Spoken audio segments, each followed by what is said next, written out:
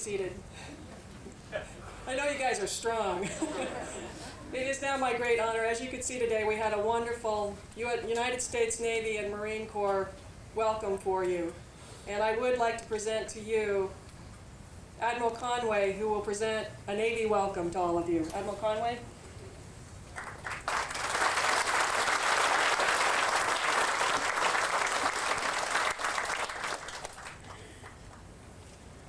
To all my heroes, aloha. We're setting the stage right already. If this was any other group, I'd take full credit for this. But that rainbow that you see right over here right now, specially placed for you. But it's the survivors who did that.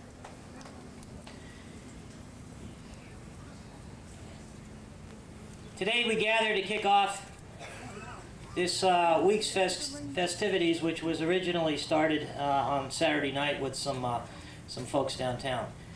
But to get all you people here, I want to tell you a little story. Every year we do this event. Every year we have survivors come back. When it first started for the 60th anniversary, I asked how many survivors were coming back with their families. And they said, we will have 550. Then, 911. 2,200 and still growing.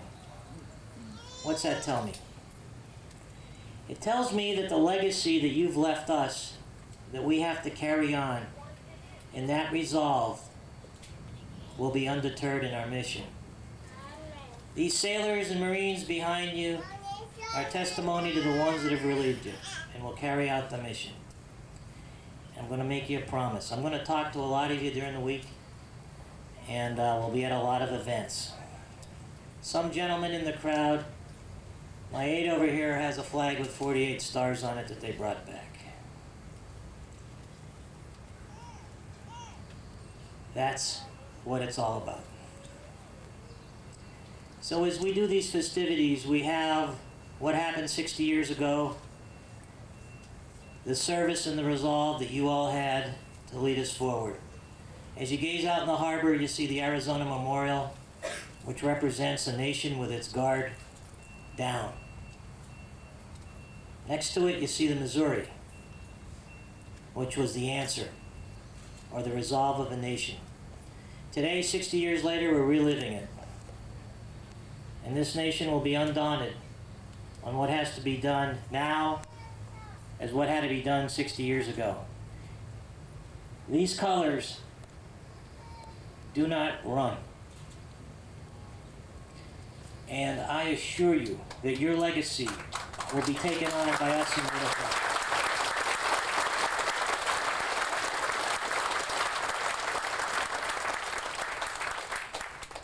To all our sailors and Marines out here, use the time to talk to these folks. Listen to the sea stories and learn, for you're carrying the mantle from here on what we've got to get done. So all of you, welcome. I look forward, as does Admiral Kubik and Admiral Wins, to be talking to you during the week as a plethora of other people. Welcome to Hawaii, and enjoy your time here. Thank you.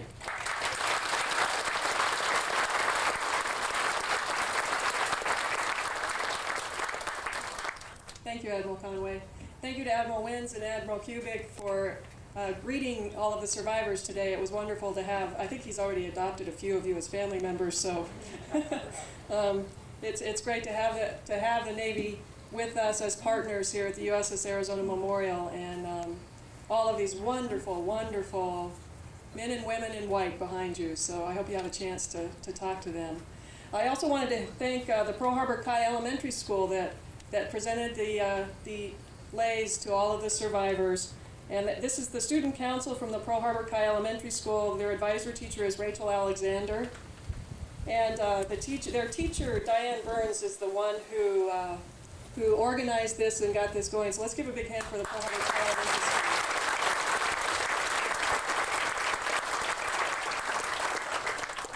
Well, we have this is pretty much our program this morning, because we want to get you into the movie and on the boat to the memorial, and we are so happy you have come home. You've come back aboard to the USS Arizona Memorial Visitor Center. and we're so happy to have you here. Just to give you, program number 11 will be at 10:45, and program number 12 will be at 11 o'clock. So you need to be over at the theaters, over here on my right, about 5 minutes before that program starts. And we welcome you and hope that you'll get a lot of hugs this week. Thank you.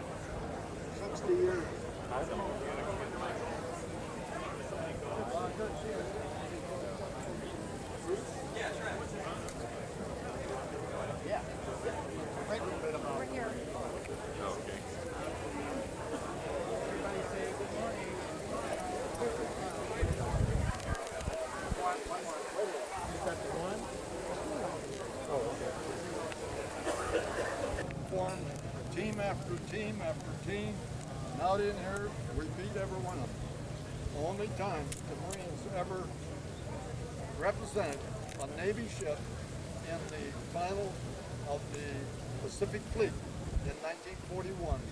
We came in second. The Pennsylvania beat us by 24 inches. I love the Navy. I love the Marine Corps. It's been good to me all my life. I had a brother 5 years older than I that was killed in Europe a few days before the war was over. I then became a sole survivor. So, the gentleman right here. Anyway, if you have any questions, you always got to have questions. But I can tell you lots of sea stories. The thing was basically good. I expect to be here all week. I got enough for Take care of them. Whereabouts you folks from? Pennsylvania? New Hampshire? California. California? New Jersey. New Jersey? Las Vegas. Florida. Where at? Michigan. Michigan. I'm from, I live in Charlotte, Sarasota area. I was 24. A private in the Marine Corps, orderly for Admiral Kidd. How old am I today? Man. Awfully close. 84. I'm 84. Had more surgeries and whatever you want to think of than possibly anybody that I know of. Open heart surgery 3 times. 11 bypasses. Stents. And what have they? You're a survivor? And it's still a survivor. They took one over there, took one of my legs, but I'm still broken. That's the old Marine Corps training that we got in boot camp, and to follow through. So I'm trying to follow through. What was your job on the Arizona? My job, I was on, there's two masts on the ship. I was on the main mast, on a gun director, broadside gun. And naturally you can't elevate them, so we didn't fire any of the guns for other ships. It's 5 inch. So we was observing. I'm 85 feet up in the air. I had a panoramic view that you're seeing here. Being 85 foot up, I could see Hickam Field, I could see the ocean, I could see all these planes coming in, and I could see all the other ships. The Oklahoma, after it took so many torpedoes, it rolled over like this, real slow, and the men was walking like this on the side of the ship, and then the mast finally hit the bottom and couldn't roll any farther. 400 and some men were trapped inside. They got some of them out. We lost 1,177 men on the Arizona when that blew. 900 of them are still in there. I've been back here several times. My family was here in the 25th. There was 4 in our family then. In the 50th, there was 13 of us. And all 13 of us came out. On the 60th, I'm here. My wife has passed away, and I have also a daughter here. I don't see her now. I have a daughter here from California, and 2 children, and a son-in-law. That's what's in my family today. Some of them I live in Indiana, and some of them couldn't make it. Financial problem was a little great. So, but they're all with us. And, think about it. They was here the 20th, 5th, and also the 50th. So, we've thought about this place a lot. I think about it pretty near every day. The only injuries I received is my hands were burned on the ladder coming down from up there. The heat was so great. And I made it. Sir, were you up there with Stratton? No, he was at on the other mast. Oh. I'm on the rear mast, the main mast they call it. Up near the crow's nest, 85 feet in the air. Oh. And well, I'm on a gun director in a glassed-in area. That explosion was so great. The debris and things because of the water tamping factory, the explosion and the debris went 800 feet in the air. They could hear that for pretty near 7 miles. Some people could hear it between 4 miles away, felt the air move, felt the air move. And we, on this director, there were 12 of us on 2 directors up there. The upward thrust when that ship flew was so great that your knees buckled. Impossible. What program are you on, Russ? 11. Where you gotta go? I gotta go. You gotta